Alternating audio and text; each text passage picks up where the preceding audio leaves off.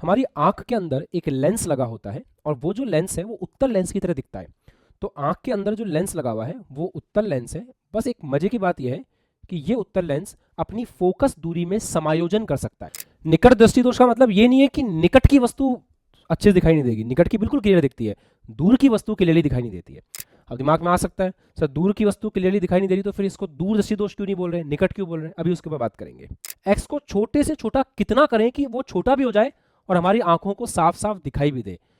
तो कल हम लोगों ने ऑप्टिकल इंस्ट्रूमेंट्स के बारे में बात करना शुरू नहीं किया था। हम लोगों ने ऑप्टिकल इंस्ट्रूमेंट्स के पहले के सारे टॉपिक्स को ऑलमोस्ट कवर कर लिया था। तो आप लोग सभी बच्चों से पूछना चाहूँगा, रिवाइज करके आए हो कल की क्लास?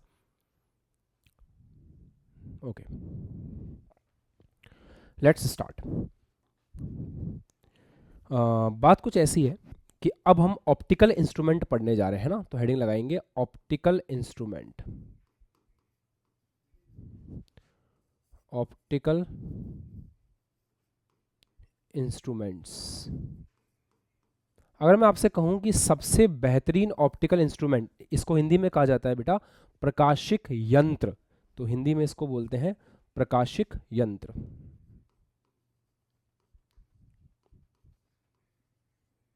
प्रकाशिक यंत्र।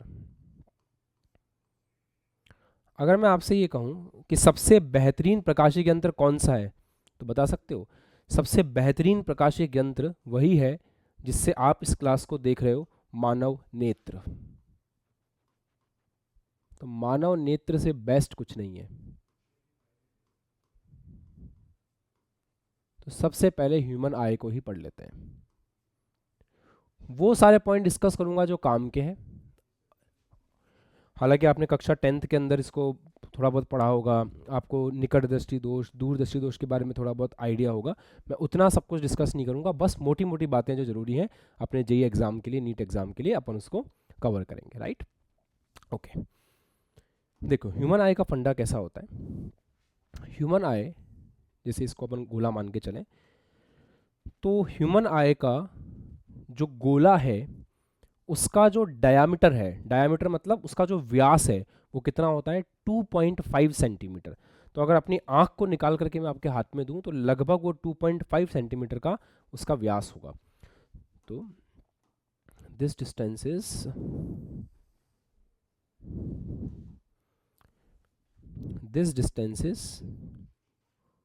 2.5 सेंटीमीटर। हमारी आंख के अंदर एक लेंस लगा होता है और वो जो लेंस है वो उत्तल लेंस की तरह दिखता है। तो आंख के अंदर जो लेंस लगा हुआ है वो उत्तल लेंस है। बस एक मजे की बात यह है कि ये उत्तल लेंस अपनी फोकस दूरी में समायोजन कर सकता है। इसको नेत्र लेंस कहते हैं बेटा, है ना। इस नेत्र लेंस के पास में खासियत होती है कि ये फोकस दूरी f को समायोजित कर सकता है।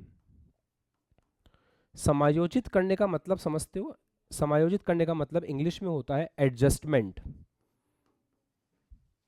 मतलब अगर ये चाहे तो फोकस दूरी को बढ़ा सकता है। फोकस दूरी को बढ़ाने के लिए लेंस पतला हो जाएगा, फोकस दूरी बढ़ जाएगी। अगर ये चाहे तो फोकस दूरी को कम कर सकता है। फोकस दूरी को कम करने के लिए लेंस आपका मोटा हो जाएगा और फोकस दूरी क्या हो जाएगी? कम हो जाएगी। फोकस दूरी में इस प्रकार समायोजन करना इसका एक गुण हो जाता है और उस गुण को अपन समंजन क्षमता कहते हैं। अब बायोलॉजी में आप इसके बारे में और ज़्यादा अच्छे से पढ़ेंगे कि ऐसा पक्षमापी पेशियों के कारण होता है वगैरह वगैरह। तो this is the topic of biology in that case. But हम तो यहाँ पे फिजिक्स पे ही बात करने वाले हैं। फिजिक्स में ऐसा है बेटा कि ऐसा करने की जरूरत क्यों पड़ रही है। इसको अपनी फोकल दूरी में परिवर्तन करने की आवश्यकता इसीलिए पड़ रही है क्योंकि ऐसा करने से ये एडजस्टमेंट कर सकता है इमेज को। कैसे एडजस्ट कर सकता है? ऑब्जेक्ट कहीं भी रखा हुआ हो उससे कोई फर्क नहीं पड़ता। हमारी आंखों में एक ही पर्दा है और वो पर्दा यहाँ पर है, ये हमारी आंख का पर्दा है। इमेज इसी पर्दे पर बननी चाहिए। इस पर्दे का नाम तुम्हें पता भी होगा कि इस पर्दे को रेटिना कहते हैं। तो ऑब्जेक्ट कहीं भी रखा हो, यहाँ रखाओ, यहाँ रखाओ, यहाँ रखाओ, अनंत पे रखाओ, कहीं भी रखाओ, हमारी आंख को इमेज हमेशा कहाँ बनाने को बोलता है? इमेज हमेशा रेटिना पे बननी चाहिए। अगर आप किसी ऑब्जेक्ट को साफ देख पा रहे हो मतलब इमेज रेटिना पे बन रही है। मैं ये चश्मा हटा दूं तो मुझे आप लोगों के चेहरे धुंधले दिख रहे हैं, ऐसा क्यों हो रहा है? क्योंकि आपके चेहरों की जो इमेज है मेरी रेटिना के ऊपर वो क्लियर नहीं बन रही है, या तो वो रेटिना के आगे बन रही होगी, रेटिना के पीछे बन रही होगी। चश्मा पहनने के बाद में एडजस्टमेंट हो गया, अब सारी इमेज जो है वो कहाँ बन रही है? रेटिना पे। ओके, बढ़िया। एक और बात है, हम अधिकतम कितना पास का देख सकते हैं क्लियरली, मतलब कोई ऑब्जेक्ट को हम कितना पास रखें कि हमें क्लियर दिखाई दे। तो हम अधिकतम पास तक देखना चाहते हैं, पास तक क्लियर देखना चाहते हैं, तो वो डिस्टेंस हमारी आंख से होना चाहिए 25 सेंटीमीटर। अगर आप 25 सेंटीमीटर से दूर लेकर के जाओगे तो आपको पास लेके आओगे तो आपको धुंधला दिखाई देगा। अब यहाँ पे कुछ बच्चे दिमाग लगाते हैं कि सर ये लिखा हुआ है ग्रंथशाला, मैं इसको पास ला रहा हूँ, पास ला रहा हूँ, पास ला रहा हूँ, 25 सेंटीमीटर पे ले आया, 25 सेंटीमीटर के पास और लेकर के आ गया, फिर भी मेरे को ग्रंथशाला पढ़ने में आ रहा है। ये आपके ब्रेन का गेम है। आपने ग्रंथशाला पढ़ लिया, आपके दिमाग को पता है यहाँ पे ग्रंथशाला लिखा है, इसलिए आपको दिखाई दे रहा है। अगर मैं रैंडमली ऐसे बुक को खोल करके एकदम से आपकी आंखों के पास ले आऊँ, आप नहीं पढ़ पाओगे। दूर से तो आपने पढ़ लिया, अब उसको कितना ही पास ले आओ तो दिखाई देगा ही देगा, है ना। बाकी 25 सेंटीमीटर होता है, इसको बोलते हैं निकट बिंदु। हमारे आज के पूरे डेरिवेशन में इसको बोलते हैं सुस्पष्ट दर्शन की न्यूनतम दूरी। ठीक है, यहां तक आपको क्लियर दिखाई देता है। चलो पास का तो क्लियर हो गया, दूर का बताओ कितने मैक्सिमम दूर तक आप देख सकते हो, कितना मैक्सिमम दूर तक देख सकते हो? तो मैक्सिमम दूर तक तो हमको सूरज भी दिखाई देता है, और सूरज हमसे इतना दूर है कि हम उसको क्या मान के चलते हैं? अनंत मान के चलते हैं। तो अनंत होता है हमारा फार पॉइंट। फार पॉइंट का मतलब दूर बिंदु हमारा अनंत होता है। तो सबसे पास हमें कहाँ तक क्लियर दिखाई देता है बेटा? 25 सेंटीमीटर तक, और 25 सेंटीमीटर से और पास हम नहीं देख सकते, और 25 सेंटीमीटर से अनंत तक हम देख सकते हैं। तो हमारी आंखों की अगर हम रेंज की बात करें तो वो होती है 25 सेंटीमीटर से इन्फिनिटी। लिख लो इस बात को और हमेशा याद रखना। वैसे बेसिक चीज़ें कई बच्चों को याद होती भी है।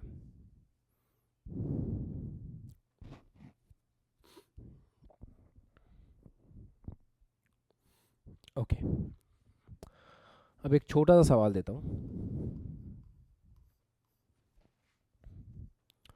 यदि बिंब 25 सेंटीमीटर, जो कि हमारा क्या है, नियर पॉइंट है, पर रखा है, तो नेत्र लेंस की फोकस दूरी ज्ञात करें।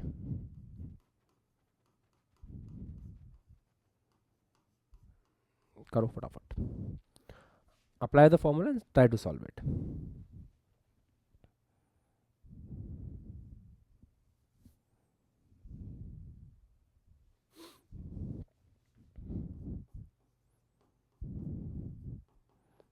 लेंस के लिए फॉर्मूला लगता है, इसे निकालो, सॉल्व करो।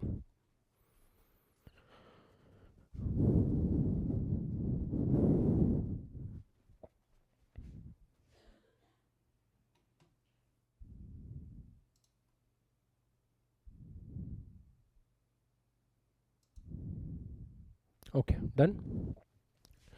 अब देखो, वही लॉजिक पता होना चाहिए, बिना लॉजिक के करोगे तो गलती होगी, लॉजिक पता है तो कुछ गलती नहीं होगी। रेस किस तरफ से आ रही है? इस तरफ से आ रही है, तो ये डायरेक्शन पॉजिटिव हो गई, इधर वाली डायरेक्शन नेगेटिव हो गई। अब रेज इस तरफ से आ रही है तो वी, इमेज कहाँ बनेगी? इमेज तो इसकी यहाँ बननी चाहिए ना, इस जगह पर, मतलब 2.5 सेंटीमीटर की दूरी पर, और किस डायरेक्शन में बन रही है? इमेज की आने वाली डायरेक्शन में, तो वी हो जाएगा पॉजिटिव प्लस का 2.5, यू इमेज के अपोजिट डायरेक्शन में है, तो कितने डिस्टेंस पे है? 25 सेंटीमीटर पे, तो माइनस का 25 इज इक्वल टू फोकस दूरी। फोकस दूरी अपन को निकालनी है 1/f, तो यहाँ से अपन f कैलकुलेट करेंगे। अब गलती कर दी हो गया तो साइन वाइन पुट करने में, कितने बच्चों ने साइन पुट करने में गलती की है? अब देख लो आप, देख लो, ये बहुत बहुत छोटी बात है, पर अगर ऐसी गलतियां करते रहोगे तो मैं नहीं बचा पाऊंगा, तुम्हें पता है।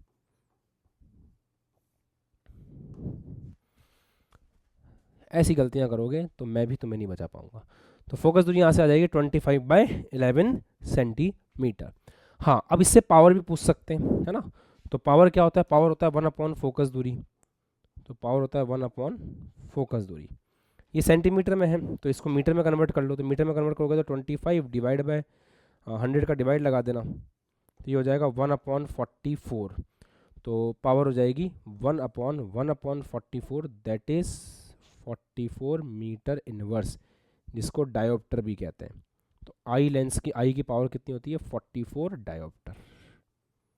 ये आपका आंसर आ गया। आई लेंस की जो पावर है वो कितनी है, 44 dioptre. This is your answer. Got it. तो ऐसे कर सकते थे, बेसिक बेसिक बातें सबको समझ में आनी चाहिए। अब थोड़ा सा डिफेक्ट के ऊपर चलते हैं। आंखों में बहुत सारे डिफेक्ट होते हैं, उन डिफेक्ट्स के ऊपर आते हैं। सबसे पहला डिफेक्ट पढ़ने की कोशिश करते हैं, मायोपिया। हेडिंग लगाओ, मायोपिया।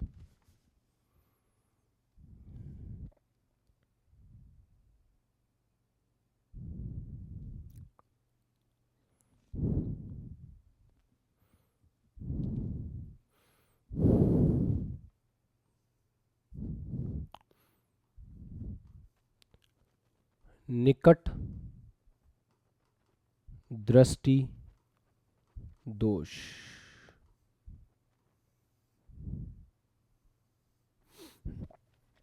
निकट दृष्टि दोष में क्या होता है, अब जो नाम में है ना उसका उल्टा होता है। दूर की वस्तु सुस्पष्ट दिखाई नहीं देती।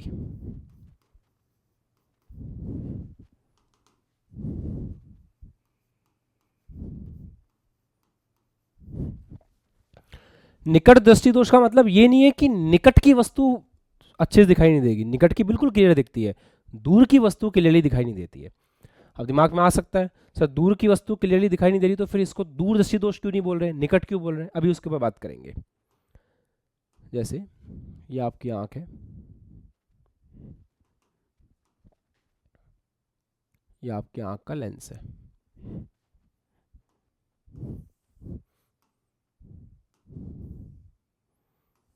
ये 3 आंखें हैं, तीनों आपकी नहीं है। पहली आंख है नॉर्मल पर्सन की, सामान्य मनुष्य की। सामान्य मनुष्य मतलब जिसको बिल्कुल क्लियरली दिखाई देता है।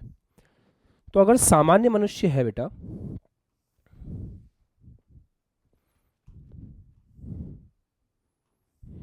तो उसके साथ क्या होता है, अगर सामान्य मनुष्य है तो ये अनंत है, मान लो दूर बिंदु जो सामान्य मनुष्य का होता है।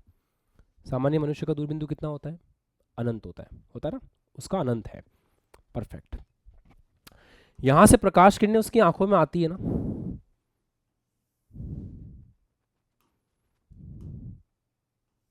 कोई दिक्कत नहीं होती, बिल्कुल रेटिना पे मिलती हैं, ऐसे ऐसे रेटिना पे मिलती हैं, और वो ऑब्जेक्ट को देख पाता है। जिसको निकट दृष्टि दोष है,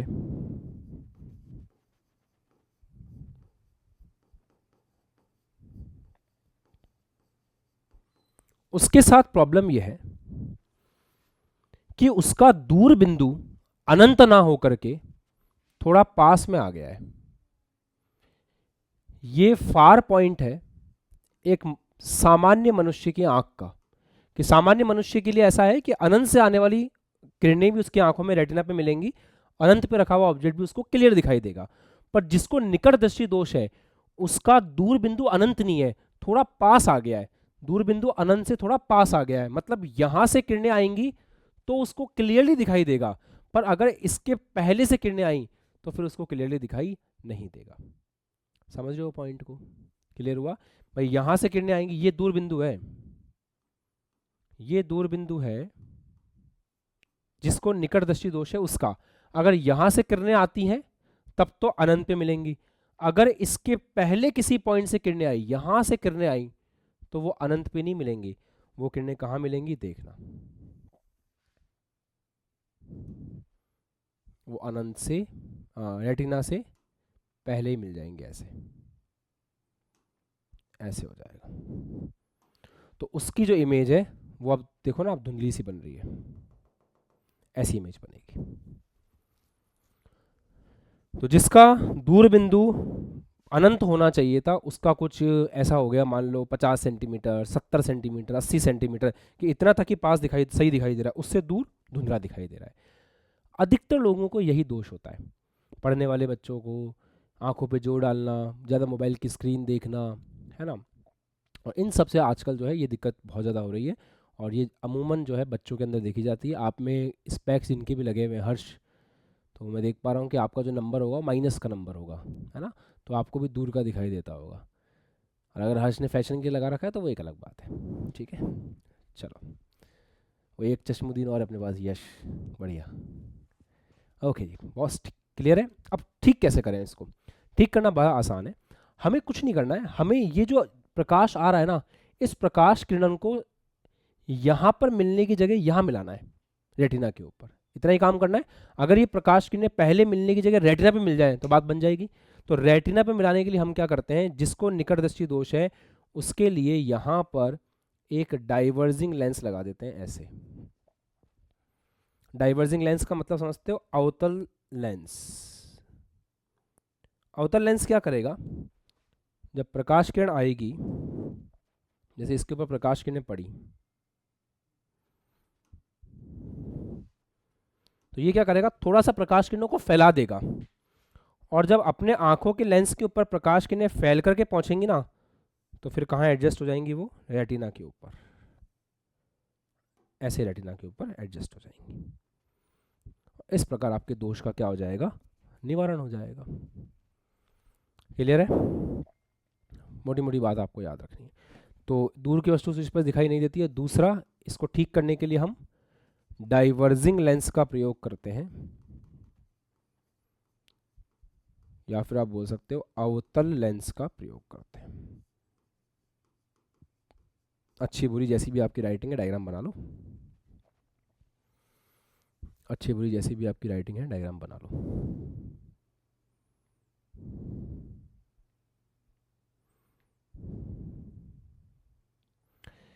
यहाँ पर एक गोल्डन पॉइंट बताता हूँ, या आशीष का कैप्सूल बताता हूँ, जो आपको याद रखना है सवाल करने के लिए।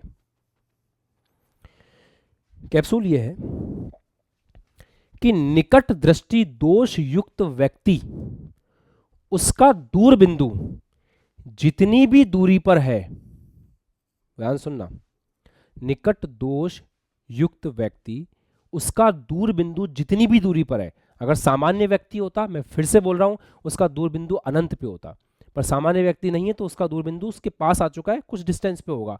जितनी भी दूरी पर अब उसका दूर बिंदु है, समझ में आई बात? वापस बोल रहा हूं, जितनी भी दूरी पर उसका दूर बिंदु है, आपको उतनी ही फोकस दूरी का अवतल लेंस यूज करना है, बात खत्म। बहुत बड़ा पॉइंट है। जितनी दूरी पर निकट दोष युक्त व्यक्ति का दूर बिंदु है, उतनी ही दूरी का फोकस, उतनी ही फोकस दूरी का अवतल लेंस आप यूज कर लेना, आंखों का दोष ठीक हो जाएगा। अगर आपके आंखों का नंबर माइनस का 1.75 है, अगर आपका आंखों का जो नंबर है, अगर वो अपन फोकस दूरी की टर्म से बात करें, मान लो माइनस का 1.25 फोकस दूरी का आपने लगा रखा है, मतलब आपका दूर बिंदु 1.25 मीटर है। 1.25 मीटर तक आपको क्लियर दिखता है, उसके आगे आपको क्लियर नहीं दिखता, ये कहने का मतलब है।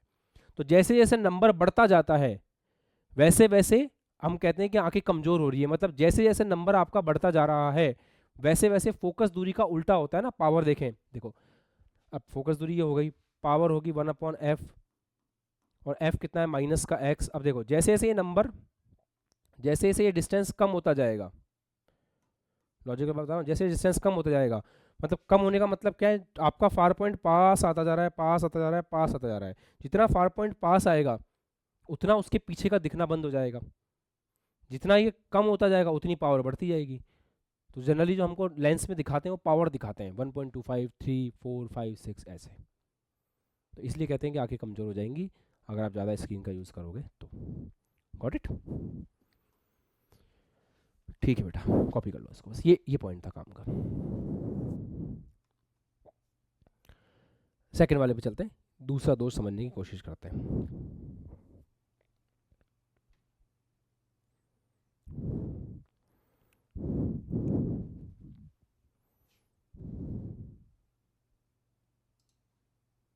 लाइब्रेरी में कौन कौन बैठा है?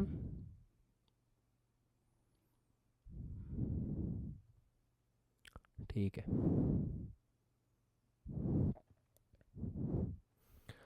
पवन का बैकग्राउंड तो नहीं लग रहा लाइब्रेरी जैसा? ठीक है। मैं सवाल पूछने की सोच रहा था एक्चुअली। चलो कोई बात नहीं। हेडिंग लगाओ, हाइपरमेट्रोपिया।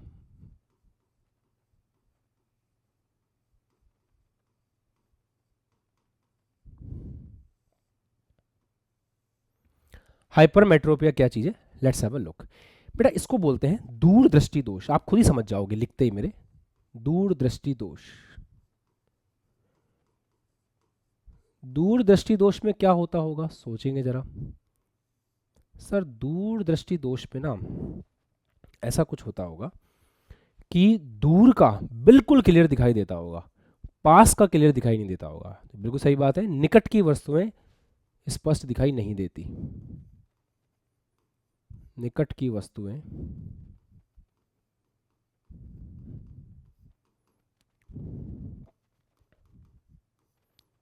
स्पष्ट दिखाई नहीं देती। स्पष्ट की वस्तुएं हाँ, निकट की वस्तुएं स्पष्ट दिखाई नहीं देती।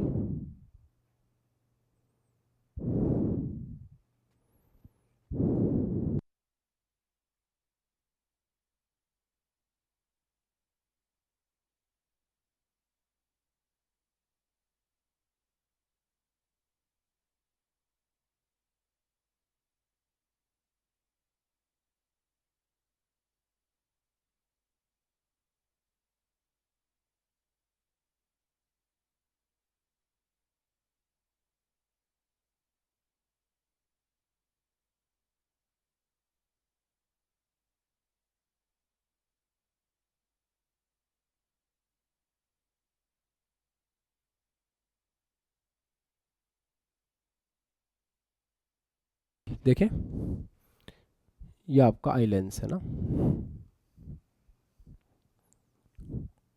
हुआ ये कि अगर कोई व्यक्ति एकदम सामान्य मनुष्य है तो उसके लिए 25 सेंटीमीटर पर होना चाहिए निकट बिंदु, मतलब डी डिस्टेंस पर। ठीक बात है। अब हुआ ये कि जो मनुष्य सामान्य नहीं है उसका निकट बिंदु थोड़ा दूर जा चुका है, ये उसका निकट बिंदु है। तो इसको दूरदृष्टि दोष इसलिए बोलते हैं क्योंकि निकट बिंदु दूर जा चुका है। अब उससे क्या होगा, अगर 25 सेंटीमीटर पे प्रकाश किरण 25 सेंटीमीटर पे अगर निकट बिंदु होता तो 25 सेंटीमीटर से जो किरणें आती वो रेटिना पे मिलती, पर अब यहां से किरणें आएंगी तो रेटिना पे मिलेंगी। अब अगर 25 सेंटीमीटर पर इस दोषयुक्त व्यक्ति की आंख में किरणें आई, 25 सेंटीमीटर से अगर दोषयुक्त व्यक्ति की आंख में किरणें आई तो रेटिना के पहले, रेटिना के पीछे मिलेंगी यहां पे। अब आगे मिलें चाहे पीछे मिले, इमेज तो धुंधली हो गई ना। यहाँ क्या हो रहा था, यहाँ पहले मिल रही थी तो भी इमेज धुंधली है, यहाँ आगे मिल रही है तो भी इमेज धुंधली है। तो ये वाला पंगा है और इसी पंगे के चक्कर में सारी दिक्कत का सामना हमें करना पड़ता है। ये बीमारी जनरली 40-50 साल की उम्र के बाद में देखने को मिलती है, जब हमारी पेशियाँ, जो हमारे आंखों में जो पेशियाँ होती हैं वो कमज़ोर हो जाती हैं, तब इस तरह की बीमारी देखने को मिलती है। अदरवाइज़ ये कॉमन नहीं है, मतलब ज़्यादा। क्या किया जाए सर, ये पीछे मिल रही हैं, अगर इनको थोड़ा और सिकोड़ दिया जाए तो रेटिना पे मिल जाएंगी। तो इसके लिए किस प्रकार का लेंस यूज़ करना चाहिए ठीक करने के लिए, इसको ठीक करने के लिए अपन कन्वर्जिंग लेंस को यूज़ कर सकते हैं, इसको ठीक करने के लिए अपन उत्तल लेंस को यूज़ करते हैं। उत्तल लेंस लगाने पे क्या होगा, इस दोषयुक्त व्यक्ति की आंख से जब यहाँ से किरणें आएंगी तो पहले ये क्या करेगा, इन किरणों को थोड़ा सा और सिकोड़ देगा, तो हमारी आंख उतना नहीं कर पा रही ना, तो आंख की मदद हो जाएगी। अब आंख के पास ज़्यादा काम नहीं है, अब आंख इसको सीधा एडजस्ट कर दे यहाँ पर बस, और वो व्यक्ति क्लियर देख पाएगा। डन, लिख लो।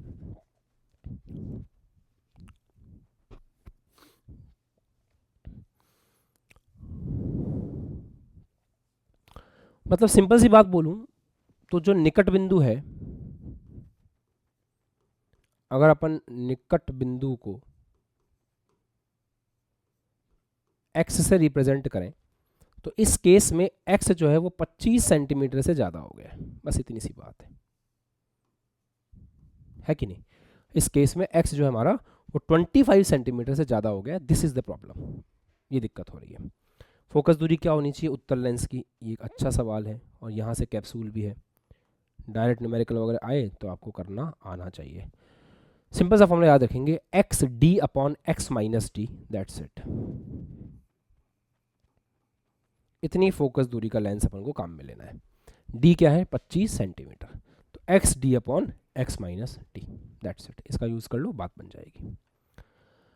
Got it.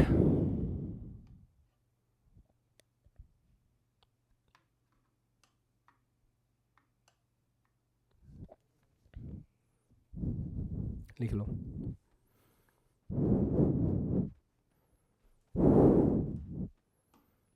नेक्स्ट है, हो गया।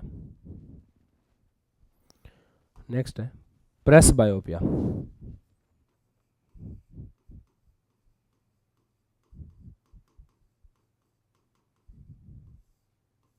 ये अलग ही टाइप की बीमारी है, ये और बुढ़ापे की बीमारी है।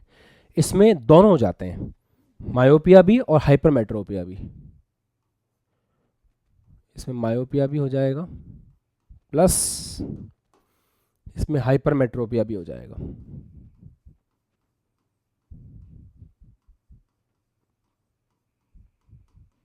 मतलब पता है प्रॉब्लम क्या होगी इसके अंदर, इसमें व्यक्ति को दोनों दिखना बंद हो जाएंगे, दूर का भी और पास का भी। निकट बिंदु दूर चला जाएगा, दूर बिंदु पास आ जाएगा, तो दोनों ही गया काम से। ऐसे केस में क्या करते हैं, हम ऐसा कोई लेंस बनाते हैं जिसमें दो हिस्से होते हैं। जब पास का देखना होता है तो इस वाले हिस्से से देखो, ऐसा चश्मा बनता है। तुमने अगर देखा हो इस टाइप का चश्मा, आजकल का इसमें और एडवांसमेंट आ गए, अब तो मिक्स करके बना देते हैं, बट ये एक तरीका था पुराने ज़माने का। इसमें यहाँ पे अलग लेंस होता है, यहाँ पे कौन सा लेंस होता है, पास का देखना है तो पास के लिए आपका उत्तल लेंस होगा, और दूर का देखना है तो यहाँ पे अवतल लेंस होता था, ऐसा। ठीक है, लिख लो बस।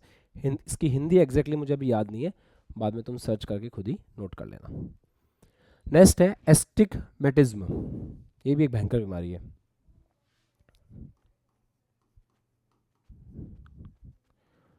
जेई ने सवाल पूछा था इन चारों के ऊपर, इसलिए मैं पढ़ा रहा हूँ। एस्टिग्मेशन में क्या होता है,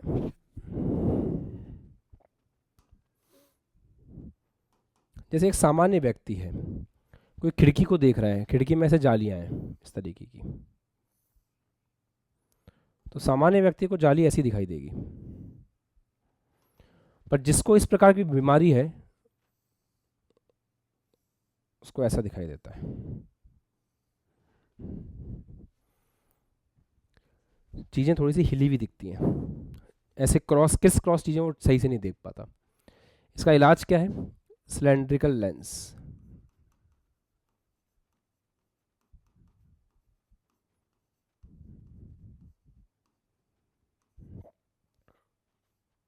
इसका इलाज है बेटा सिलेंड्रिकल लेंस, बस इलाज पता होना चाहिए, बाकी कोई दिक्कत नहीं है।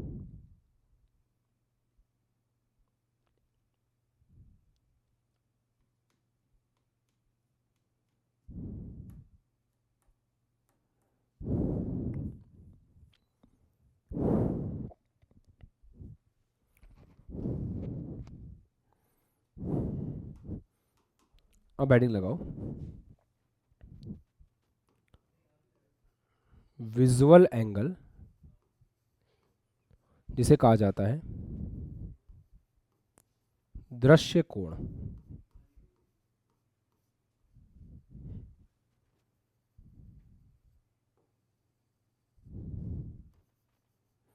विजुअल एंगल दृश्य कोण। देखो हमारी आंख है,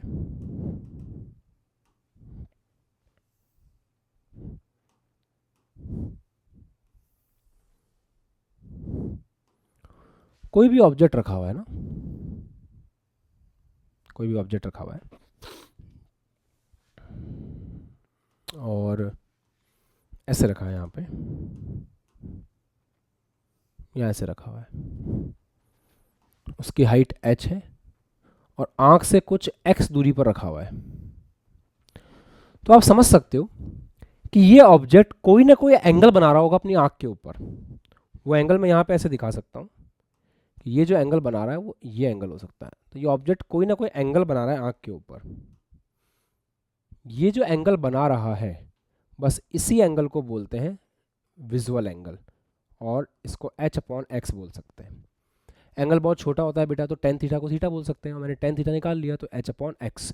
तो this angle is called as visual angle. अगर मैं एक सवाल पूछूं कि इस विजुअल एंगल का मैक्सिमम वैल्यू कैसे निकलेगी, तो इस विजुअल एंगल की अगर आपको मैक्सिमम वैल्यू चाहिए तो इस विजुअल एंगल की मैक्सिमम वैल्यू के लिए क्या करना पड़ेगा, x को छोटे से छोटा करना पड़ेगा। x को छोटे से छोटा कितना करें कि वो छोटा भी हो जाए और हमारी आंखों को साफ साफ दिखाई भी दे। तो सर ये तो फिर आप निकट बिंदु पे ले आओ, क्योंकि जो निकट बिंदु होता है अगर x का मान d के बराबर हो जाए तो ये d से कम कर दोगे तब तो हमारी आंख को क्लियर दिखाई देगा ही नहीं, बात ही खत्म। हमें क्लियर भी देखना है और हमें इसकी इस एंगल की वैल्यू भी मैक्सिमम चाहिए। तो फिर आप एक काम करो, x को d के बराबर कर दो तो मैक्सिमम वैल्यू भी मिल जाएगी और चीज आपको दिखाई भी देगी। तो थीटा नॉट आपका हो गया h/d। क्लियर? बढ़िया, दैट्स इट, वेरी गुड।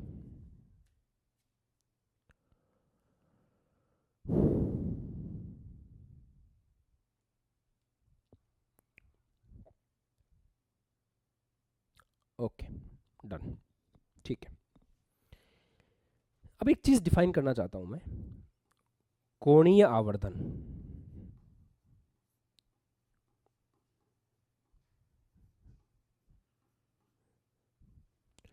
कोणीय आवर्धन, कोणीय आवर्धन का सूत्र क्या होगा, ध्यान से सुनना।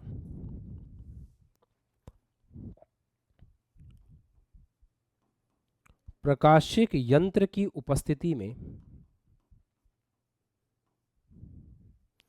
प्रकाशिक यंत्र की उपस्थिति में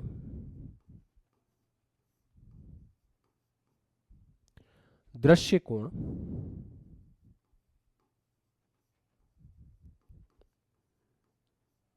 डिवाइड बाय प्रकाशिक यंत्र की अनुपस्थिति में दृश्य कोण।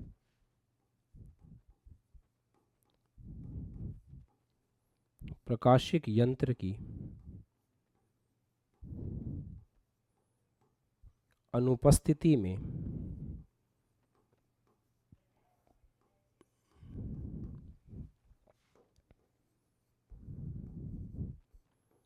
दृश्य कोण। प्रकाशिक यंत्र की उपस्थिति में दृश्य कोण और प्रकाशिक यंत्र की अनुपस्थिति में दृश्य कोण।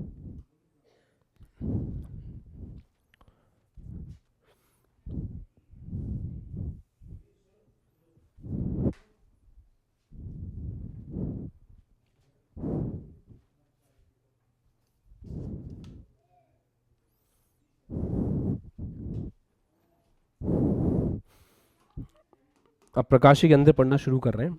सबसे पहला प्रकाशिक यंत्र पढ़ने जा रहे हैं,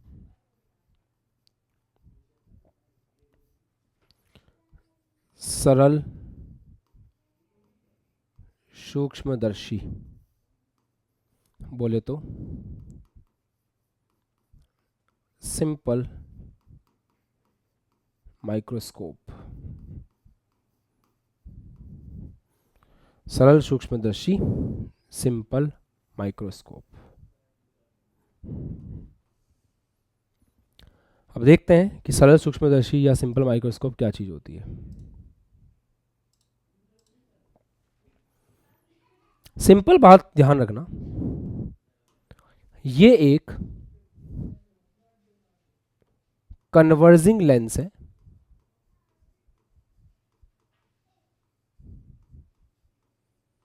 कन्वर्जिंग लेंस मतलब उत्तल लेंस,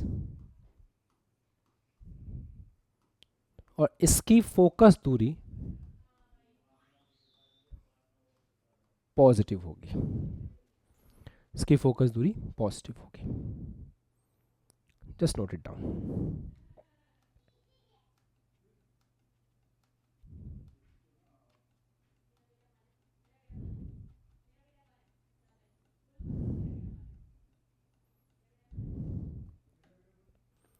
ठीक है,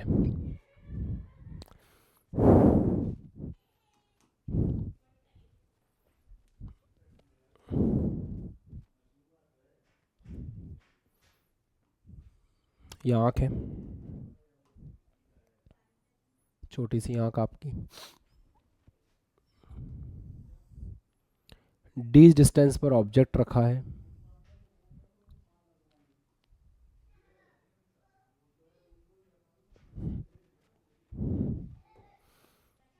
जितने एंगल पे, ये जो एंगल है ये थीटा नॉट होगा, क्योंकि आपने अभी कोई भी ऑप्टिकल इंस्ट्रूमेंट नहीं लगा रखा है ना, अभी आपने लगाया थोड़ी है लेंस, तो बिना लेंस के हैं, तो बिना लेंस के क्या निकल के आता है, थीटा नॉट। तो थीटा नॉट कितना होगा बेटा, थीटा नॉट होगा h/d। अभी तो मैंने आपको दिखा दिया है, पर अब मैं आपको दिखाऊंगा भी नहीं। जब भी थीटा नॉट लिखने की जरूरत पड़ेगी ना, अपन डायरेक्टली लिख देंगे h/d, कोई दिक्कत तो नहीं है, डायरेक्टली लिख सकते हैं इस चीज को। चलो, ये आपकी है आंख। हम क्या है, दो तरह के इसमें केस पढ़ते हैं, ऐसा हर प्रकाशीय यंत्र के साथ होगा, और आप रिवाइज तो करके आए होगे ना थोड़ा बहुत, तो आपको आइडिया भी होगा। हम केस नंबर 1 ये पढ़ते हैं कि जब नॉर्मल एडजस्टमेंट हो, इसको रिलैक्स्ड आई भी बोलते हैं। आंख एकदम शांत हो, आपको आंखों में कोई भी स्ट्रेन नहीं होना चाहिए, नो स्ट्रेन या नो स्ट्रेस, ये वाला केस भी बोलते हैं। याद है? ठीक है, बढ़िया है। नहीं भी याद है तो कोई बात नहीं, अभी समझ में आ जाएगा। ये आंख है, आंख का लेंस है, मस्त पड़ा एकदम बढ़िया से। हमने क्या किया, हमने यहां पे एक लेंस रख दिया,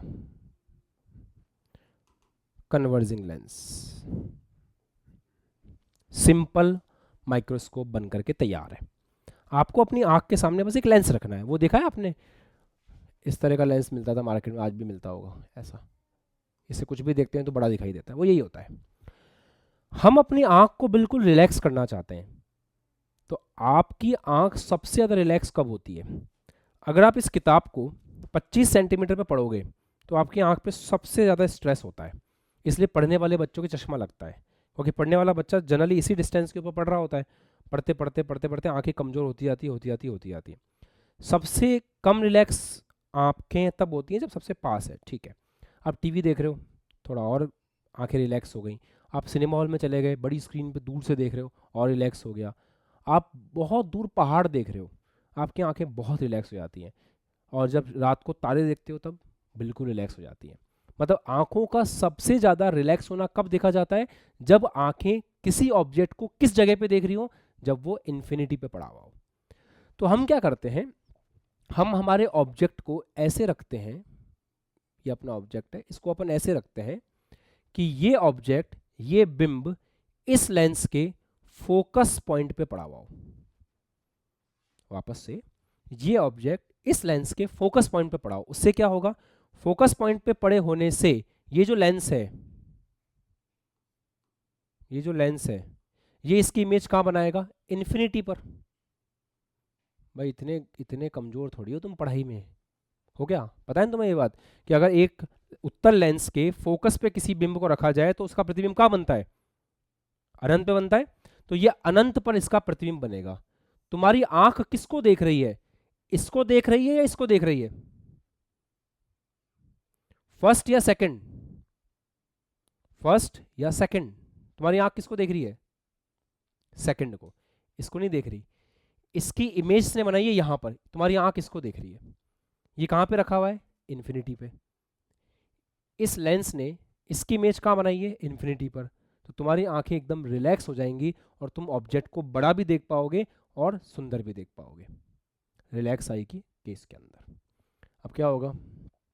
प्रकाश किरणें तो आएंगी वैसे ही, बिल्कुल जैसे यहाँ से आई हूँ ऐसे आएंगी प्रकाश किरणें। ये वाला केस होता है। ओके, और इसको मिलाओगे तो भी वहीं जाएंगी ये चीज़ है। बस डन, इतना ही खेल था। हाथ पकड़ो, समझ में आ गया क्या? आ गया? पक्का समझ में आ गया ना? ठीक है, ये फोकस दूरी एफ है मान लो। ठीक है साहब, अब अपन मैग्निफिकेशन निकालें। मैग्निफिकेशन क्या होता है? Theta upon theta naught. Theta निकालते हैं। बिंब जो है वो कितना एंगल डाल रहा है, देखो बिंब भी यह है, प्रतिबिंब भी है। प्रकाशीय यंत्र की उपस्थिति में दृश्य कोण, आंख के लिए बिंब कौन है? अभी आंख किसको देख रही है? इसको देख रही है। तो ये जो एंगल आ रहा है, ये कितना एंगल डाल रहा है? ये वाला एंगल, ये आपका थीटा है। सर कोई फर्क नहीं पड़ता, थीटा आप इससे कैलकुलेट करो या इससे कैलकुलेट करो, दो ट्रायंगल बन रहे हैं ना, एक में एच है, मान लेते हैं ये एच डैश है, कोई फर्क नहीं पड़ता। ऐसे समझो, ये आपका प्रतिबिंब है, ये कितना एंगल डाल रहा है वो आपको चाहिए। तो इससे एंगल कैलकुलेट करो या ये जो एंगल डाल रहा है वो भी तो सेम ही है। तो आप इस ट्राइंगल से एंगल निकालो या फिर आप इस ट्राइंगल से एंगल निकालो, एक ही बात है, दोनों में से किसी से भी चल जाएगा। तो आसान कौन सा पड़ता है उससे कर लेते हैं। आसान पड़ेगा अपने लिए ये वाला, एच अपॉन एफ। तो एंगल कितना हो गया? एच अपॉन एफ, खत्म। ठीक है, ऐसे देख रहे हो, पता नहीं क्या कर रहा हूँ मैं तुम्हारे साथ, समझ आ रहा है? आसान है, रिवीजन नहीं करके आए तुम लोग? थीटा, थीटा कितना है? H upon F. Theta naught कितना है? थीटा नॉट बाय डिफॉल्ट याद रखा करो, वो तो एच अपॉन डी होता है। तो ये आपका हो गया सिंपल डी बाय एफ। अब हमेशा याद रखना कि नॉर्मल के केस में मैग्निफिकेशन कितना होगा? डी बाय एफ होगा नॉर्मल वाले केस में। ऑलवेज रिमेंबर दिस कंसेप्ट इस लेंस के लिए, आगे काम आएगा।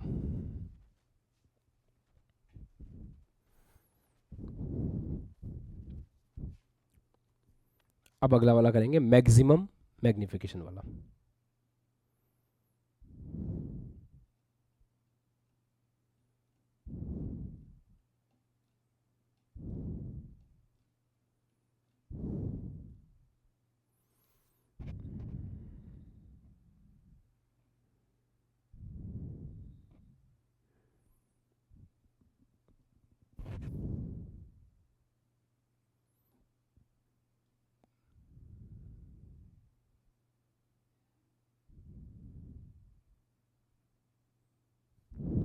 ठीक है साहब, अब आगे बात करते हैं। पहला केस था ये आपका जिसमें अपने नॉर्मल अरेंजमेंट देखा ना। अब केस 2 पे आते हैं। केस 2 होता है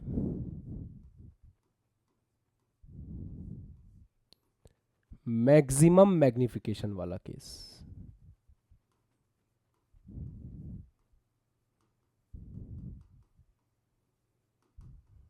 केस 2 में हम ये देखेंगे कि मैक्सिमम मैग्निफिकेशन कब होता है। सुनना ध्यान से, ये आंख है,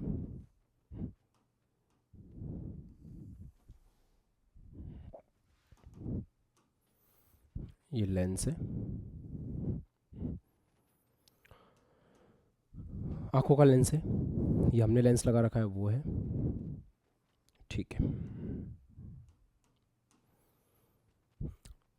मैक्सिमम मैग्निफिकेशन बच्चों तब होता है जब आंख किसी भी चीज को कितने डिस्टेंस पे देखती है, 25 सेंटीमीटर पे देखती है।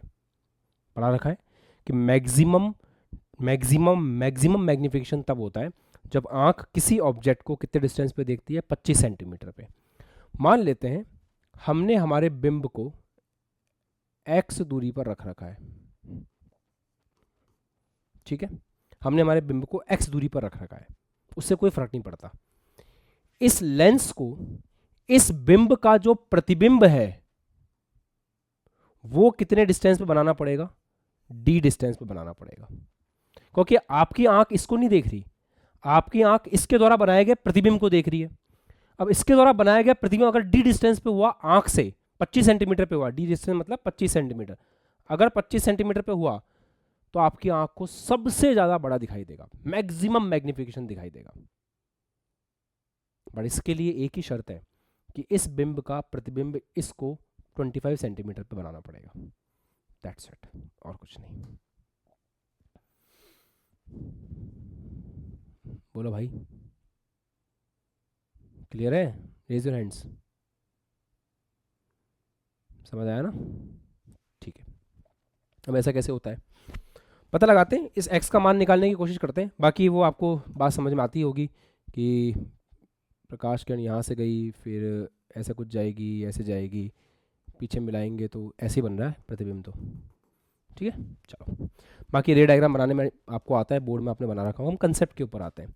लेंस फॉर्मूला लगाते हैं, लेंस फॉर्मूला लगा के बिल्कुल सब कुछ चेक करने की कोशिश करते हैं। 1/v minus 1/u is equal to 1/f। इसको अप्लाई करके देखते हैं। वी यू एफ क्या है बताओ?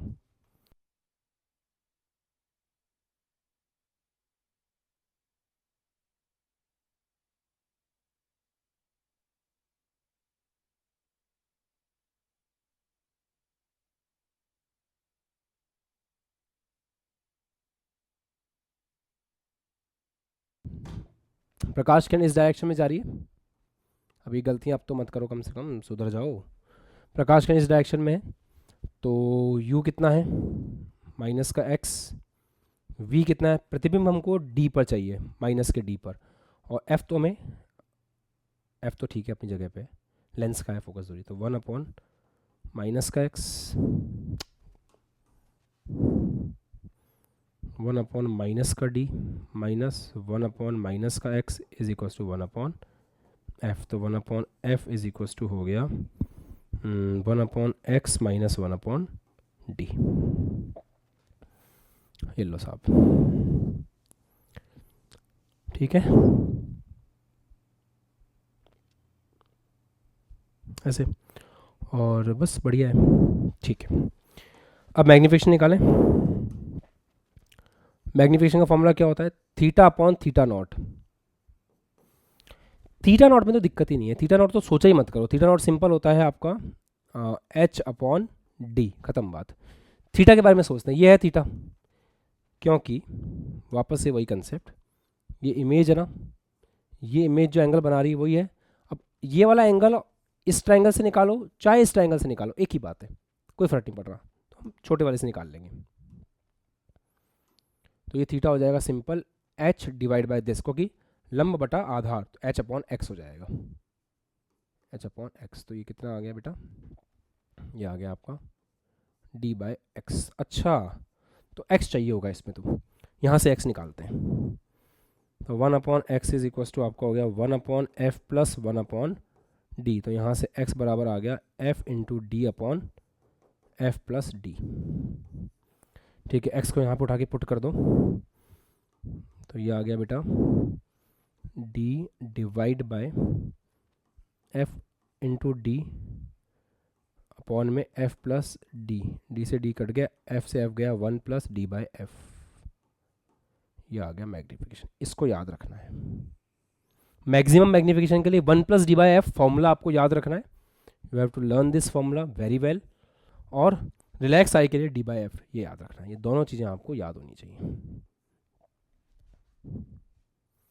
उठा लो, कमर दर्द होने लगी अवनीश? स्ट्रेच कर लो थोड़ा।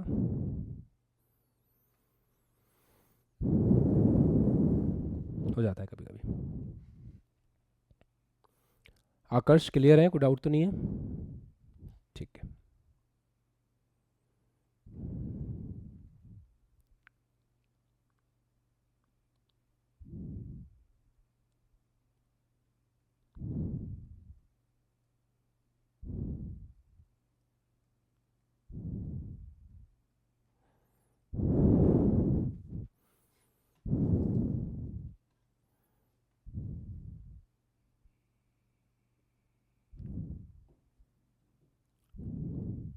अब देखेंगे संयुक्त सूक्ष्मदर्शी, कॉल्ड एज कंपाउंड माइक्रोस्कोप।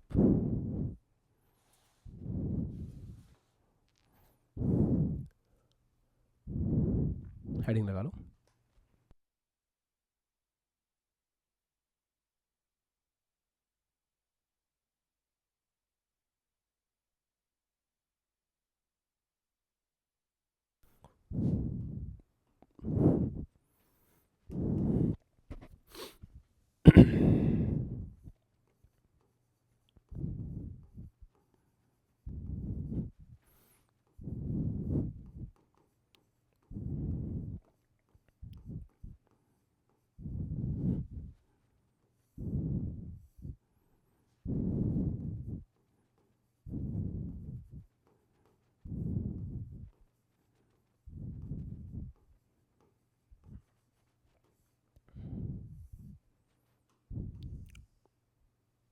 संयुक्त सूक्ष्मदर्शी,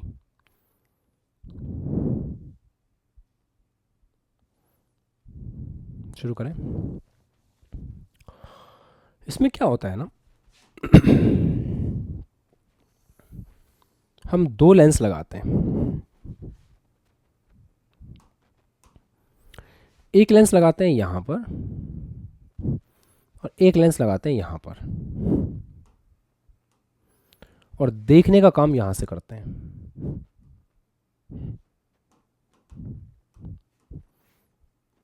और लेंस यहां पे होता है, ये आंख है।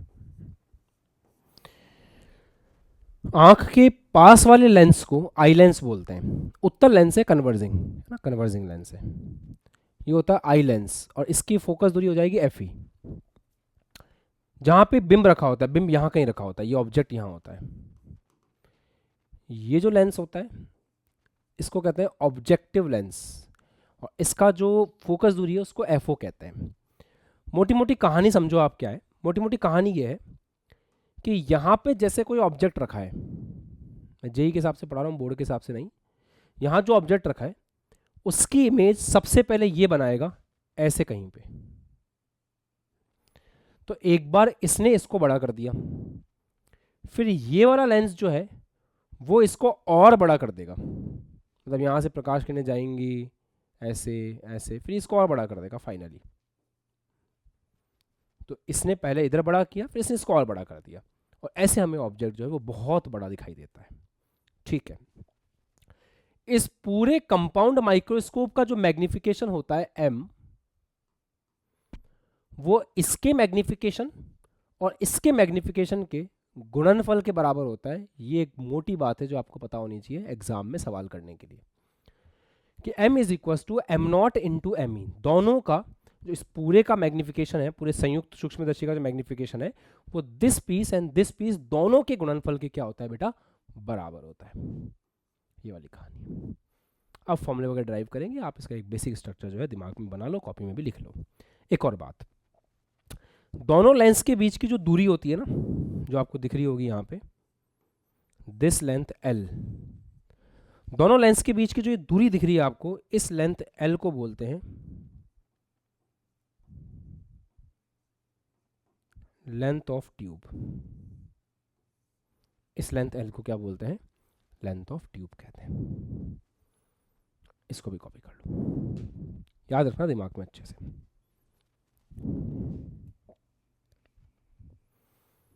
इसका मैग्निफिकेशन, मतलब एक तरह से मैंने ये बोला है कि इसका मैग्निफिकेशन अपन ने एम ओ बोला है, और इसका मैग्निफिकेशन अपन ने बेटा एम ई बोला है।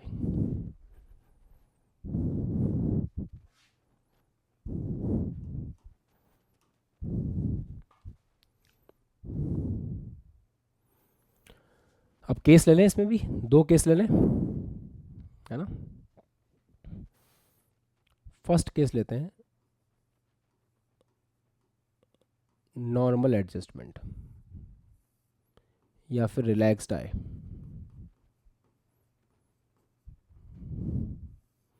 या फिर no stress.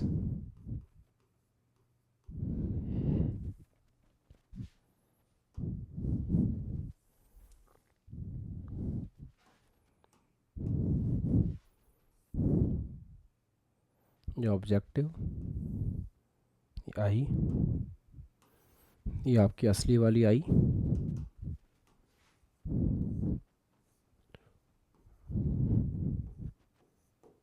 Converging lens, converging lens. Normal adjustment की कहानी याद करो, क्या सिखाया था। नॉर्मल एडजस्टमेंट में ये सिखाया था कि आंखें बिल्कुल रिलैक्स रहनी चाहिए। तो आंखें रिलैक्स रहनी चाहिए, इसका मतलब क्या है, आंखें रिलैक्स रहनी चाहिए, इसका सीधा सीधा मतलब यह है कि आंखों पर जो बिंब है वो अनंत से दिखना चाहिए। सही है। आंखें किसको देखेंगी इस केस में, आंखें इस केस में उस प्रतिबिंब को बिंब मान करके देखेंगी जो ये बनाएगा। हेलो, सही है ना, जो ये बनाएगा उसको ये आंख बिंब की तरह लेगी। तो हमें इस बात का ध्यान रखना पड़ेगा कि ये अपना प्रतिबिंब अनंत पे बनाए, ताकि हमारी आंख जब उसको देखे तो वो अनंत पे हो, हमारी आंखें बिल्कुल रिलैक्स हो, और हम जिस केस के बारे में बात करने की कोशिश कर रहे हैं वो केस बन सके। ठीक है, सब हो जाएगा, कोई दिक्कत नहीं है। ये लेंस प्रतिबिंब अनंत पर कब बनाएगा, जब बिंब इसके फोकस पे रखा हो। सही है। इसके लिए बिंब कौन है, ये जो प्रतिबिंब बनाएगा वो इसके लिए बिंब है। तो ये जो प्रतिबिंब बनाए, मान लो ये ऑब्जेक्ट है, तो इसकी जिम्मेदारी ये है कि ये जो प्रतिबिंब बनाए वो इसको इसके फोकस पे बनाना है, ताकि यहां से जो प्रकाश किरणें जाएं वो इस प्रकार से जाएं कि फाइनल प्रतिबिंब कहां बने, अनंत पे बने। और फाइनल प्रतिबिंब अगर अनंत पे बनेगा तो ये आंखें इसको देखेंगी, कहां से, अनंत से। और कौन सा केस बन जाएगा, नॉर्मल एडजस्टमेंट वाला केस बन जाएगा। ये कहानी है इसकी। बोलो, समझ आ गया। ठीक है ना, अब तो कुछ ज़्यादा करना नहीं है, अब तो बस उसको वैल्यूज पुट करनी है। वापस देखते हैं, इसको प्रतिबिंब बनाना है सामने वाले के फोकस पे, ताकि सामने वाला इसको बिंब की तरह मान करके ये इसका प्रतिबिंब अनंत पे बना दे, और अनंत से हमारी आंख इसको देखने वाली है, क्योंकि हमारी आंख इधर है ना। तो इसके लिए बिंब वो है जो इसका प्रतिबिंब है, और क्योंकि हम बात करें नॉर्मल केस की, तो इसको प्रतिबिंब अनंत पे बनाना पड़ेगा। दैट्स इट, बस इतनी सी कहानी है साहब। ओके, चलो ठीक है, अच्छी बात है।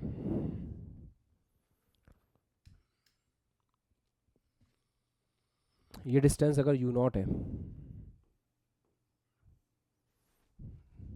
तो ये डिस्टेंस कितना होगा, v0,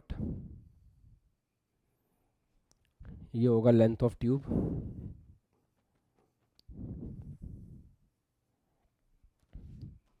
अब एक काम करो, v0 निकालने की कोशिश करो। v0 के लिए फॉर्मूला लगाओ, चलो लगाओ v0 के लिए फॉर्मूला। क्या फॉर्मूला लगाओगे v0 के लिए,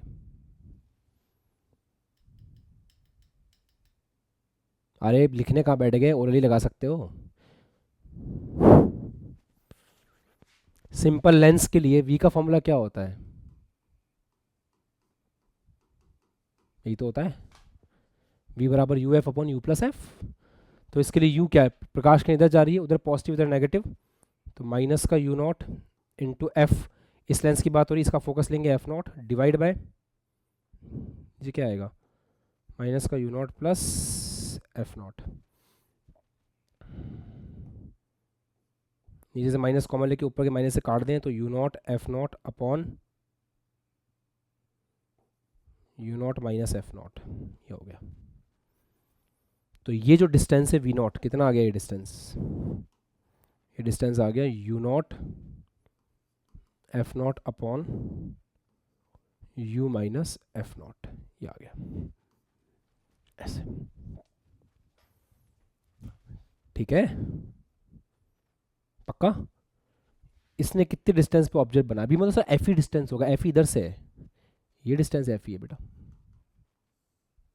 ये तो निकालना पड़ा अपन को। तो लेंथ ऑफ ट्यूब का फॉर्मूला क्या हो गया, दो ही फॉर्मूले काम के होते हैं इसमें। पहला लेंथ ऑफ ट्यूब का फॉर्मूला क्या हो गया, you not F not upon U not minus F not plus F E, ये फॉर्मूला हो गया लेंथ ऑफ ट्यूब का। एक इस फॉर्मूले को अच्छे से याद रखना।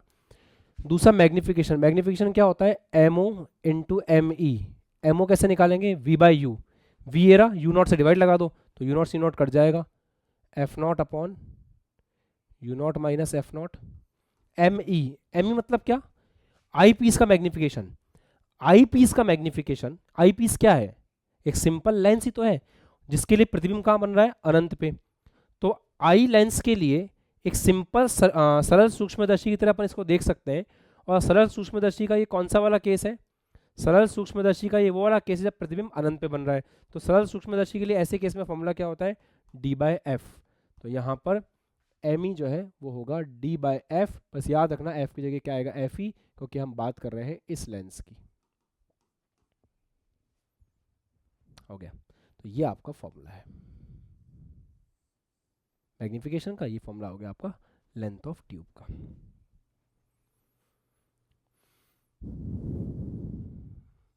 सलामत हो, चल रहा दिमाग,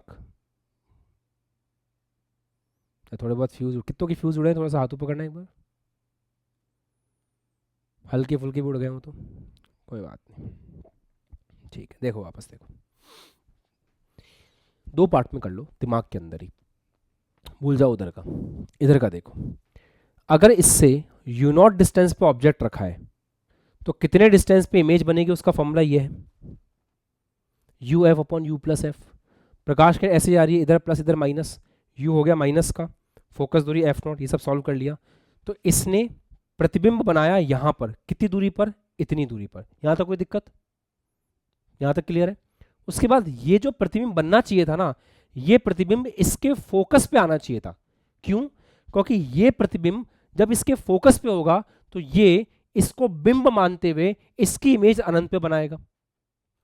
जब ये इसकी इमेज अनंत पे बनाएगा तो अनंत से हमारी आंखें देखेंगी, और अनंत से हमारी आंखें देखेंगी तो कौन सा केस हो जाएगा, रिलैक्स आई वाला केस हो जाएगा। एक बात।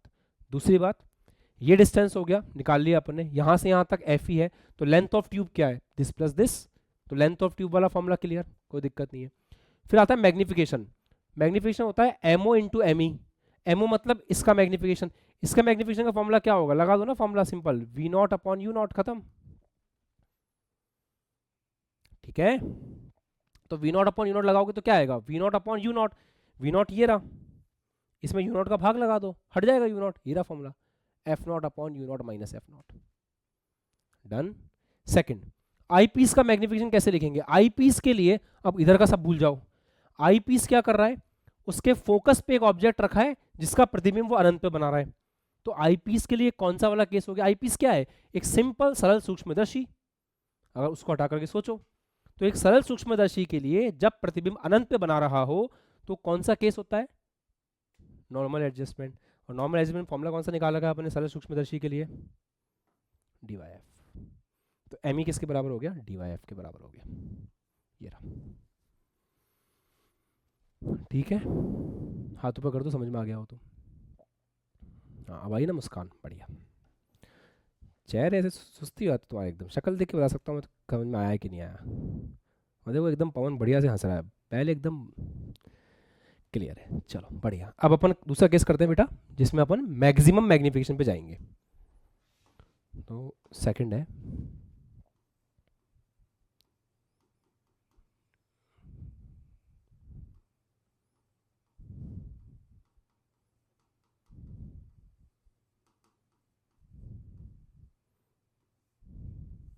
हेडिंग लगा ले, मैक्सिमम मैग्निफिकेशन।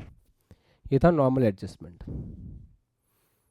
अब हम करेंगे मैक्सिमम मैग्निफिकेशन।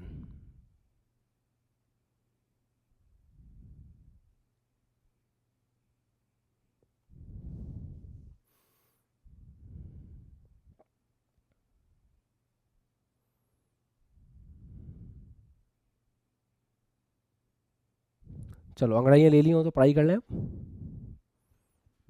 चलो आ जाओ। देखो साहब,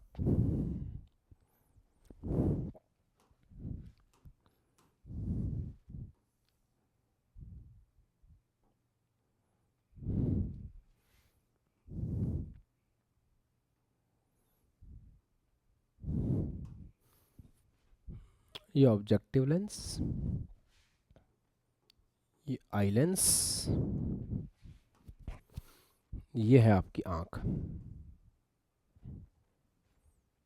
ये हो गया लेंस।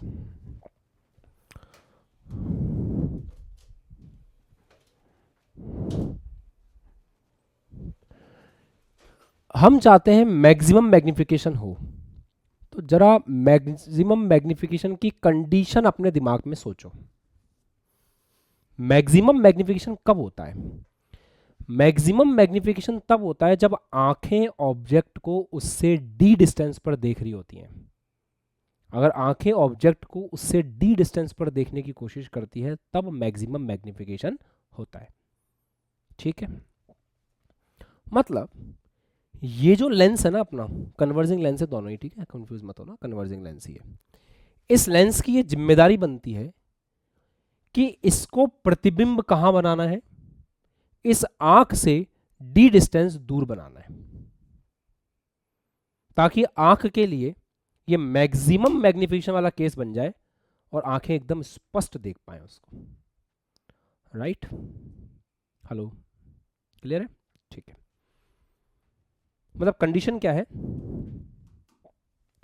ये बिंब आया, इस बिंब का इसने प्रतिबिंब बनाया, प्रतिबिंब पे इस पर कोई कंडीशन नहीं है, इस पे कोई कंडीशन नहीं है, इसका प्रतिबिंब जब ये बनाएगा, मान लो इसने यहां बनाया, तो ये डिस्टेंस डी होना चाहिए, ये कंडीशन है, ये डिस्टेंस डी होना चाहिए, फाइनल इमेज का डिस्टेंस डी होना चाहिए, तब आपकी आंखें मैक्सिमम मैग्निफिकेशन वाले केस पर होंगी।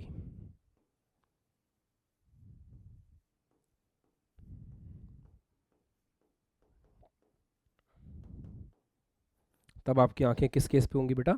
तब आपकी आंखें मैक्सिमम मैग्निफिकेशन वाले केस पर होंगी, अगर आप ऐसा करोगे तो। तब आपकी आंखें मैक्सिमम मैग्निफिकेशन वाले केस पर होंगी।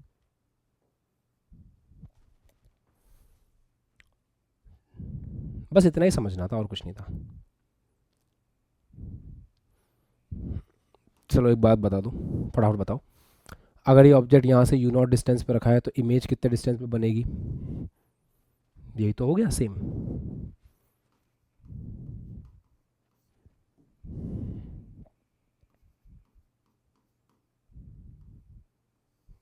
ठीक है, कोई बच्चा मुझे ये डिस्टेंस बता सकता है कि ये डिस्टेंस कितना होगा?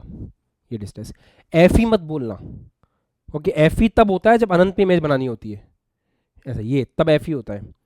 ये डिस्टेंस कितना होगा? इस बार इमेज बननी है वी डी पे, डी डिस्टेंस पे, ये वी ई है, मैं पूछ रहा हूँ यू ई कितना होगा, इस आई लेंस से ऑब्जेक्ट कितने डिस्टेंस पर है? किसी को समझ में आ रहा है तो हाथ ऊपर करो, किसी को पता है तो। ओके, तो चेक करना पड़ेगा।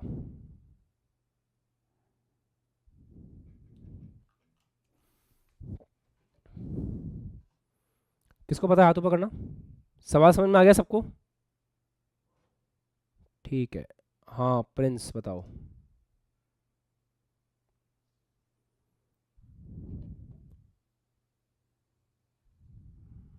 -V0 होगा सर।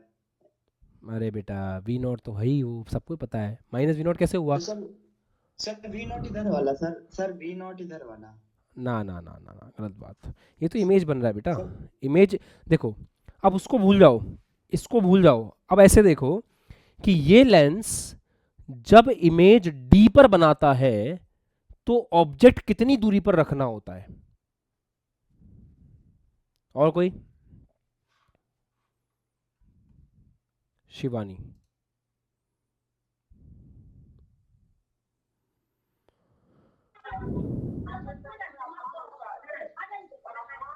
सर हम्म बी में से बी नॉट घटा दो। है डी में से वी नॉट घटा दो ना। वी नॉट कौन सा आ गया? अरे यू नॉट एफ नॉट बटे में you not minus F not है ना, ये डी में से घटा देंगे तो। ठीक है, मेहरबानी। और कोई? हाँ आदित्य, आदित्य बताना है? वाह, हैंड्स डाउन हो गया उसके, बताना है? ठीक है बताओ। Sir G D minus you not F not upon you not minus F not. अच्छा इधर आओ।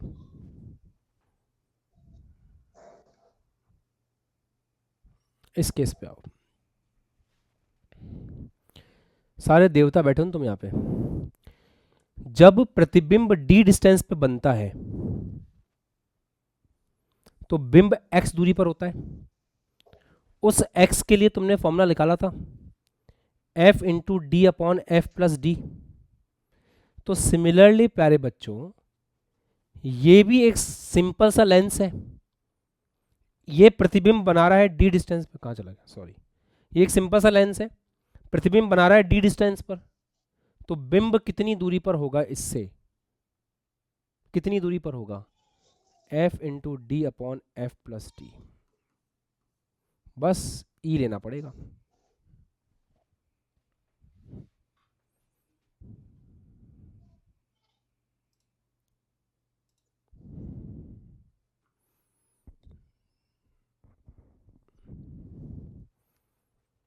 अब देख रहा हूँ तुम्हारी शक्लें, देख रहा हूँ। हाँ समझ में, फील आ गया? आया फील? भाई ये जो लेंस है, वापस समझो, ये जो लेंस है, इस लेंस के लिए कहानी क्या चल रही है? ये लेंस इमेज बना रहा है कहाँ पे? डी डिस्टेंस पर।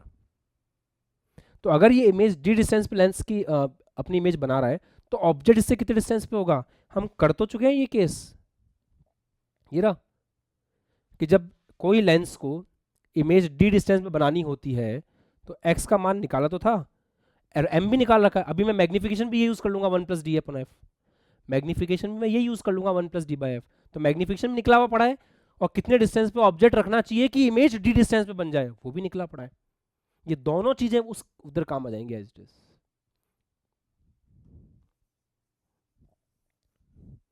It takes time and efforts to understand a good topic.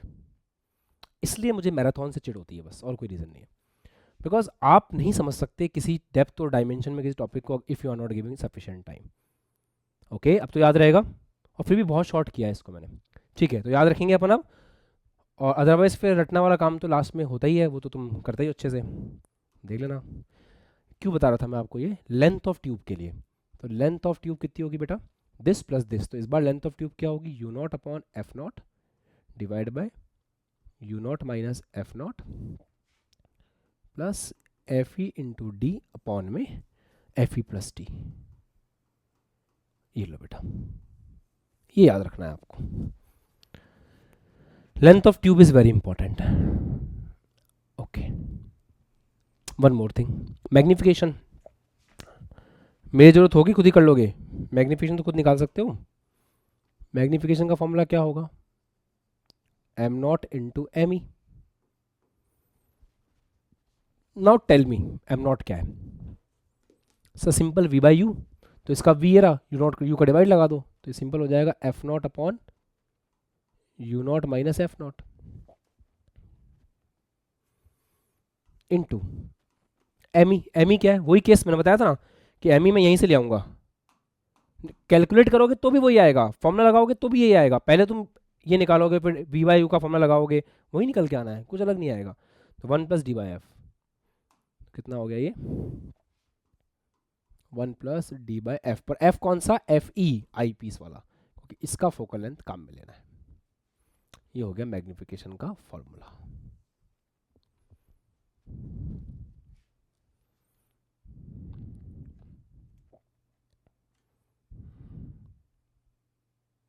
अब तुम्हारा टॉपिक खत्म हुआ है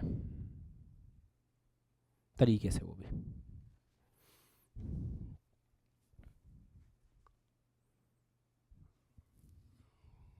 बस इतना ही था सिलेबस में तुम्हारे। अब तो क्वेश्चंस हैं, क्वेश्चंस की कोई कमी होती नहीं है जीवन में, जितने करो उतने ही कम है। एक क्वेश्चन करते हैं अभी अपन लोग, ठीक है, थोड़ा अप्लाई करो, फॉर्मूले वगैरह देखो। सचिन कुछ बोलना है? ठीक है,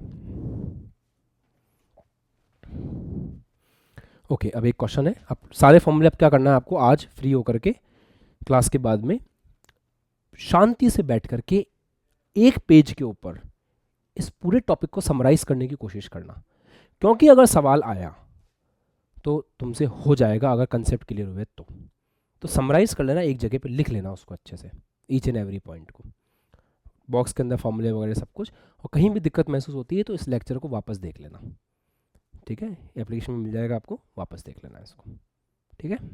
चलिए डन। अब एक सवाल दे रहा हूँ, कर लेना, तुमसे हो जाएगा। जस्ट होमवर्क मान लो इसको, टॉपिक रिलेटेड क्वेश्चन मान लो, कुछ भी मान लो, ये सवाल खुद से ही कर लेना। लिखो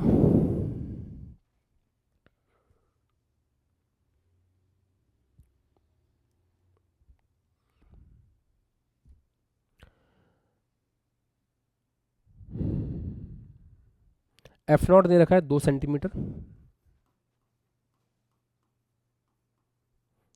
FE दे रखा है 5 सेंटीमीटर, लेंथ ऑफ ट्यूब है 20 सेंटीमीटर।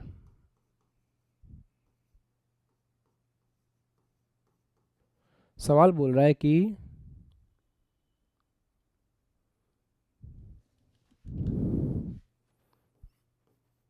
ऑब्जेक्टिव लेंस एवं ऑब्जेक्ट के बीच की दूरी ज्ञात करें।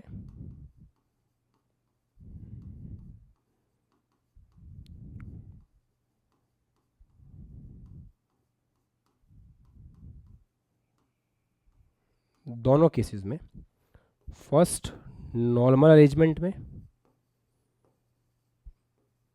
सेकंड मैक्सिमम मैग्निफिकेशन वाले केस में, ठीक है। और मैग्निफिकेशन भी ज्ञात करें दोनों केसेस के अंदर, मैग्निफिकेशन भी ज्ञात करें दोनों केसेस के अंदर।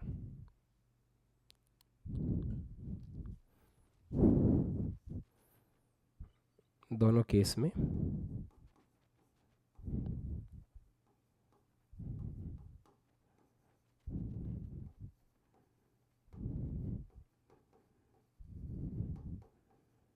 मैग्निफिकेशन।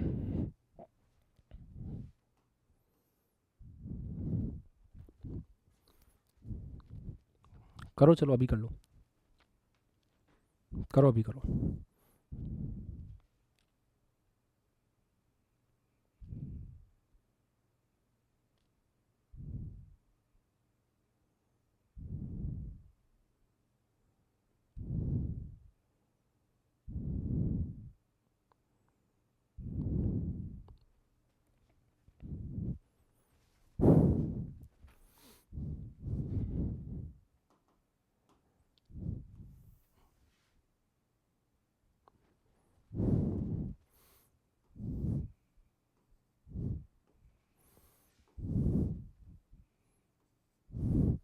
ये करा देता हूँ मैं, दूसरा तुम करते रहना घर पे बैठ के। फिर नॉर्मल एडजस्टमेंट वाला देख लेते हैं ना, आ जाओ इधर।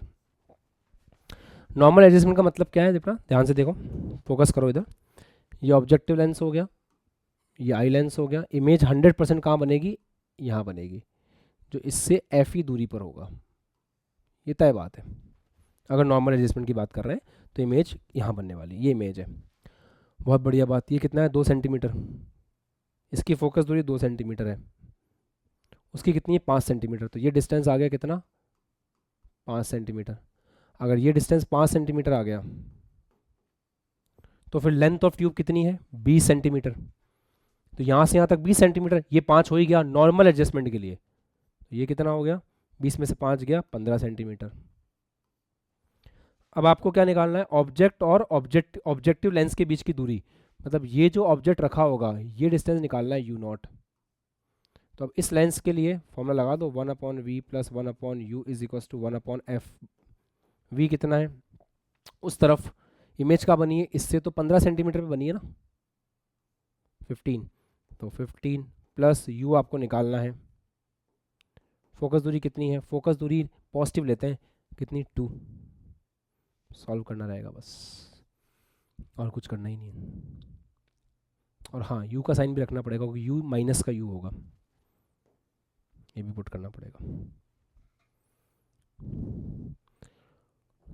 अरे सॉरी,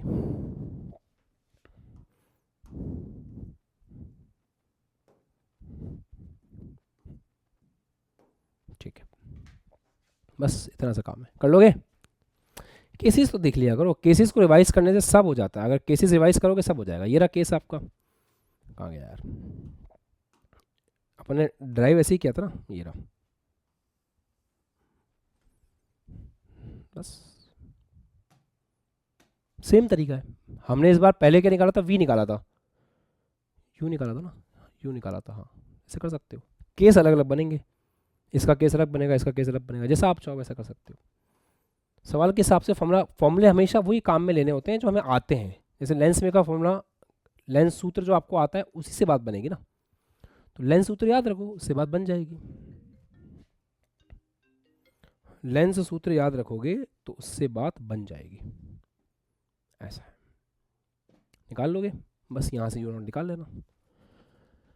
मैग्नीफिकेशन का फॉर्मूला तुम्हें पता ही है, दोनों के अलग अलग मैग्नीफिकेशन निकाल के मल्टीप्लाई कर देना। सब कुछ दे रखा है आपको, सब कुछ, ईच एंड एवरीथिंग यहाँ पे पड़ी हुई है, बस आपको वैल्यूज पुट करनी होंगी। वैल्यूज पुट करो, दैट्स इट। कर लोगे तो इसको ट्राई करना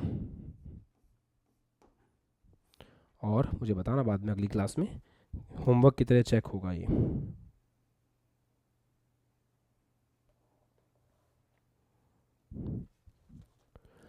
ओके डन, ठीक लगा, आज मजा आया पढ़ने में, तो ये फिनिश होता है आपका topic. Now from the next class we will start another chapter.